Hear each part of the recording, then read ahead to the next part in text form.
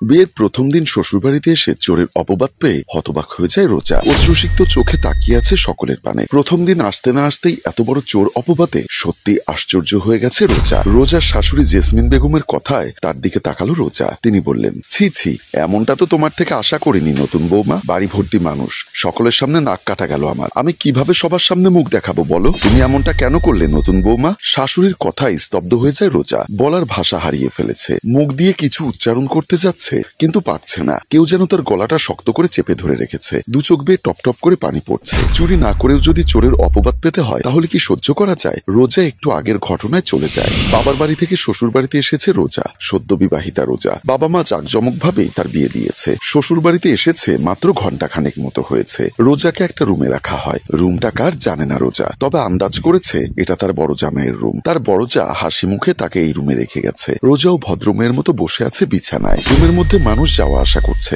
রোজা তাদের কাউকেই চেনে না। ভারী সাজগোজে বিরক্ত হয়ে যাচ্ছে রোজা, তবুও মুখ বুঝে সহ্য করছে। একটা দিনেরই তো ব্যাপার। রোজার অসহ্য লাগছিল, তাই বিছানা থেকে নেমে ফ্লোরে একটু হাঁটছিল। তখন রুমে আসে রোজার বড় যা রুকাইয়া। রুমে ঢুকে রোজাকে একটা হাসি উপহার দেয়। তার বদলে রোজাও মুচকি হাসে। রুকাইয়া হঠাৎ করে চিৎকার করে উঠে বলল, ও আল্লাহ গো, আমার কি সর্বনাশ হলো, আমার সব শেষ বলে মাথায় হাত দিয়ে চেঁচিয়ে চেঁচিয়ে ছুটে বেরিয়ে যায়। আকস্মিক তার কাণ্ডে চমকে ওঠে রোজা। হঠাৎ এমন করার কারণ বুঝতে পারে না। রোজা বাহিরে এসে কিছু বলতে যাবে, তার আগেই রুকাইয়া একটা আপত্তিকর পরিস্থিতি সৃষ্টি করে ফেলে। রোজার শাশুড়ি জেসমিন বেগম ছুটে এসে রুকাইয়াকে জিজ্ঞাসা করেন, বড় বৌমা, কি হয়েছে? তুমি এভাবে চিৎকার চেঁচামেচি করছো কেন? বাড়ি ভর্তি মানুষ, এত চেঁচিও না, লোকে কি ভাববে বলো? রুকাইয়া গলা ছেড়ে চেঁচিয়ে বলল, আম্মা, এ কি হয়ে গেল?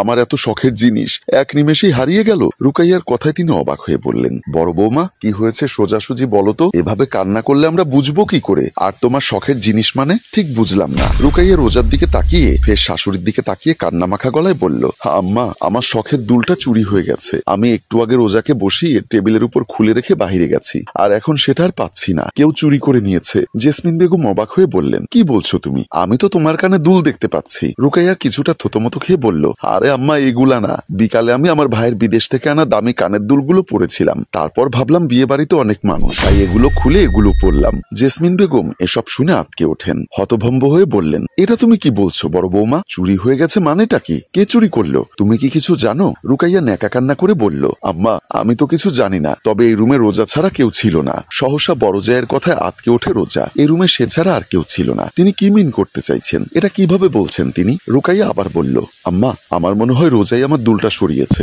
মুহূর্তের মধ্যে রুম জুড়ে কানা ঘুষা শুরু হয়ে যায়। বিয়ে করে শ্বশুর বাড়িতে আসতে পারলো না, এখনই বড় জায়ের দুল চুরি করলো? ছি ছি, এত লোকের মধ্যে এত বড় চোরের অপবাদ পেয়ে কথা বলার ভাষা হারিয়ে ফেলে রোজা। রোজাকে দিতে এসেছে রোজার বড় ভাই সূর্য। সে একটু ওয়াশরুমে গেছিল, আর এর মধ্যেই এত কিছু ঘটে গেল। সে টেরও পেল না। সে তাড়াতাড়ি করে রুমের মধ্যে ঢুকে বোনের পাশে এসে দাঁড়ায়। সূর্য আসতে আসতে যতটুকু শুনেছে এতেই বুঝতে পেরেছে তার বোনকে কেউ ফাঁসিয়েছে। তার কাছে এখন সবটা পানির মতো ক্লিয়ার। মুহূর্তেই তার মাথায় রাগ চেপে ধরে। বোনের কাছে এসে শক্ত করে হাতটা চেপে ধরল। রোজা মাথা উঁচু করে ছোট বোনকে দেখে কেঁদে দেয়। বড় বোনের কান্না দেখে ছ্যাদ করে ওঠে রূপা। তার আপু যে এই অপবাদ সহ্য করতে পারবে না। রোজা কাঁপা কাঁপা কণ্ঠে বলল, আমি চুরি করিনি, আপনারা বিশ্বাস করুন। ভাইয়া, ওদেরকে বল না। রুম্পা জানে তার আপু চুরি করেনি, কিন্তু কেন তাকে এই মিথ্যা অপবাদ দিচ্ছে? সবকিছু তার কাছে রহস্য মনে হয়। নতুন বৌমা, তোমাকে তো সবকিছু দেওয়া হয়েছে, তাহলে এমনটা কেন করলে?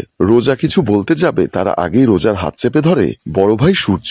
ইশারায় চুপ থাকতে বলে বোনকে নিয়ে হাঁটা শুরু করে। সবাই অবাক হয়ে পেছনে আসে। শাশুড়ি বলল, তোমার বোন এখানে চুরি করেছে, তুমি তাকে এইভাবে কোথাও নিয়ে যেতে পারবে না। সূর্য বোনকে একটা চেয়ার টেনে বসিয়ে সামনে থেকে মিষ্টির প্যাকেট থেকে খাবার খেতে দিয়ে তার শাশুড়ির উদ্দেশ্যে বলল, আমার বোন এখানে এসেছে অনেকক্ষণ হয়ে গেছে। আমার কথা বাদ দিলাম, তার যে খুব ক্ষুধা পেয়েছে সেটা হয়তো আপনারা কেউ খেয়ালই করেননি। আর আমার বোন যে চুরিটা করেছে এর কি প্রমাণ আছে আপনাদের কাছে? রোজার সদ্য বিয়ে করা স্বামী ইমন বন্ধুদের সাথে বাহিরে গেছে, এখনো ফেরেনি। রোজার শাশুড়ি জেসমিন বেগম আমতা আমতা করে বলল, আমি তো কিছু জানি না মা। বড় বৌমা বলল নতুন বৌমা নাকি তার দুলটা নিয়েছে, তাই আর কি বলছিলাম। রোজা উচ্চস্বরে বলল, বাহ, সে বলল আর আপনি তাই শুনে আমার বোনকে দোষারোপ করছেন? সূর্য একবার রুকাইয়ার কাছে গেল। এতক্ষণে সে এখানে দাঁড়িয়ে দেখছিল সবকিছু। তা আপনার অভিযোগ আমার বোন আপনার দুলটা সরিয়েছে। আচ্ছা, এর কি প্রুফ আছে আপনার কাছে? যদি কোনো প্রুফ থাকে তাহলে সেটা সবাইকে দেখান, সবাই দেখুক। এই কথায় ঘাবড়ে যায় রুকাইয়া। মনে মনে নিজেকে সামলে নেয়, তাকে ঘাবড়ালে চলবে না, সবটা ঠান্ডা মাথায় হ্যান্ডেল করতে হবে।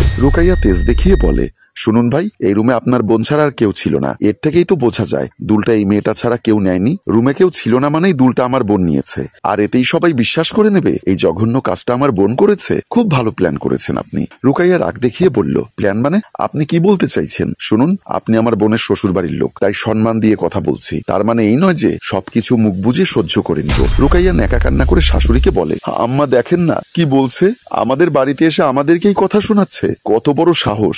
বোনের শ্বশুর বাড়িতে এসে এভাবে বড় বড় কথা কেউ বলে? আর এতে তোর বোনের সংসারটাও তো ভেঙে যেতে পারে। ওরা কি কিছু বোঝে না? ভাবি, তুমি নিজ চোখে দেখেছো তোমার দুলটা আমার বউ নিয়েছে? দেবরের কথায় কোনা চোখে তাকায়, তারপর এগিয়ে এসে বলল, আমি নিজের চোখে দেখিনি ইমন, কিন্তু এই রুমে তোমার বউ ছাড়া আর কেউ ছিল না। ইমনের মেজাজ খারাপ হয়ে যায়, তবু নিজের মেজাজ ঠিক রেখে বলল, তাহলে এত বড় মিথ্যা এলিগেশন আমার বউকে দিচ্ছ কেন? তোমার কাছে তো কোনো প্রমাণ নেই তাহলে? রুকাইয়া জোর দেখিয়ে বলল, তোমার বউয়ের ব্যাগ চেক করলেই তো প্রমাণ হয়ে যাবে ইমন। যদি পাওয়া না যায় তখন কি হবে? পাওয়া যাবে না মানে? 100% পাওয়া যাবে। আমি শিওর এই কাজটা তোমার বউই করেছে। তুমি এত জোর দেখিয়ে কিভাবে বলছো ভাবি? রুকাইয়া ইতস্ত বোধ করে বলে, আমার মন বলছে রোজা নিয়েছে, সেজন্যই বলেছি। এর বেশি কিছু নয় ইমন, তুমি তাড়াতাড়ি করে ব্যাগটা খুঁজে দেখো। রুকাইয়ার কথা শেষ হতেই সূর্য সে নিজেই রোজার ব্যাগ এনে রুকাইয়ার হাতে দিয়ে বলল, দেখুন, যদি কিছু না পান তাহলে কিন্তু খুব খারাপ হয়ে যাবে। রুকাইয়া বলল, কেন বাবারা? নিশ্চয়ই পাবো, ভেবে দেখুন ব্যাগটা চেক করবেন কিনা। যদি এখান থেকে কোনো কিছু বের না হয় আজকে, তাহলে হয়তো সবার সামনে অন্য কোনো সত্য কথা বেরিয়ে আসতে পারে।